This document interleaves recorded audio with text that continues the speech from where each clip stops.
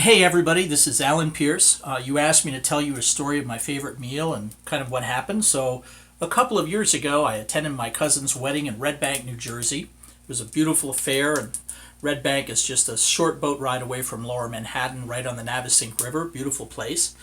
After all the festivities were over, after 2 days or so, everybody pretty much went home, and I decided to stick around for a day or two extra just to explore the area.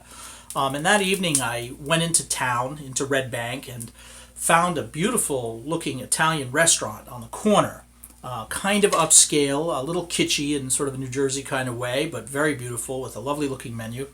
And so I decided to go in, and I asked to be seated. And being alone, they didn't pay too much attention to me. So I waited, and a couple came in behind me, and they seated them, and then another. And I was kind of getting agitated, but eventually they did seat me.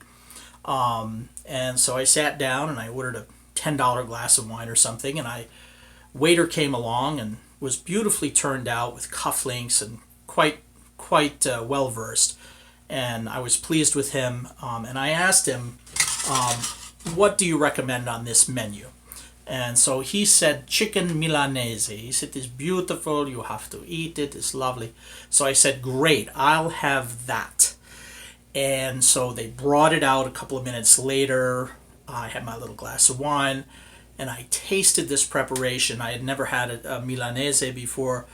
It was so simple and beautiful and delicious with a little piled salad on top. The chicken was succulent. It was absolutely magnificent, but I was still annoyed for having been ignored at the beginning. So I asked to have the manager come over. And so the gentleman came over. His name was Chris.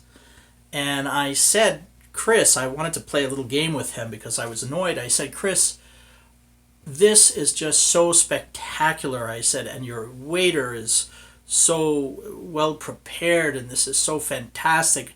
I said, "If you would give me permission, I would like to review this restaurant and this meal in my hometown newspaper." And so he was really excited, and maybe he was thinking the Daily Ledger of who knows where. But I said, "It's the Washington Post. I'd love to review this in the Washington Post for you." So immediately he got very, very excited.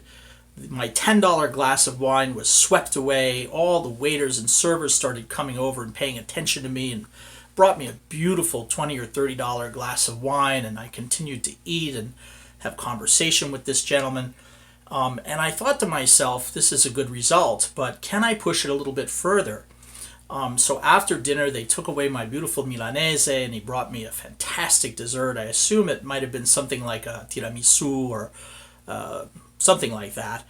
And at that point, I asked him, "Chris, in order to do a proper review, could you give me a private tour of the kitchen?"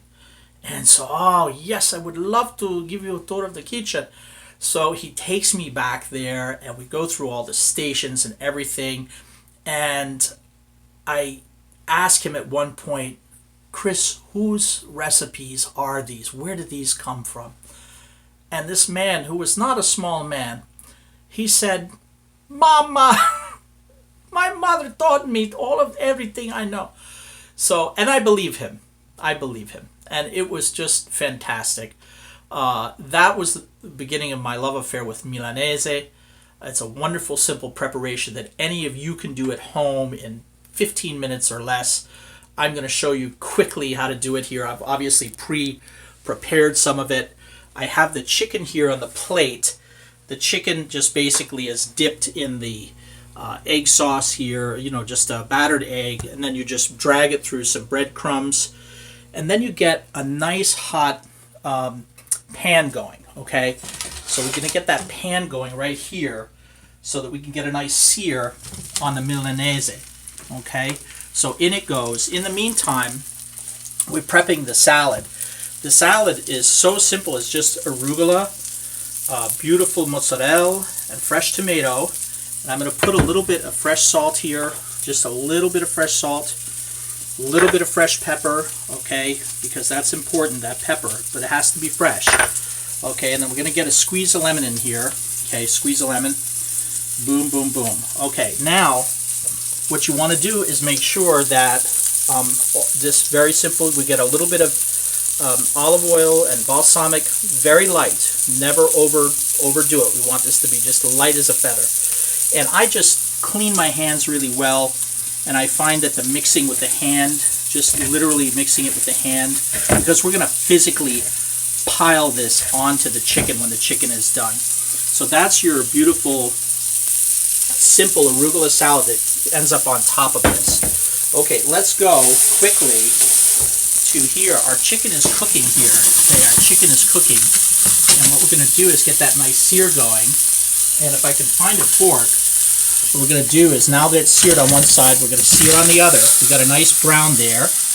Okay, and now what I'm going to do is I'm going to get more lemon going on this. Okay, and then I'm going to put just a bit of vegetable broth. Okay, now it's seared on both sides. You're going to get that beautiful vegetable broth going. And I'm actually going to just dump a few lemons in here, just to make sure that we get the taste going. Okay, get that taste going.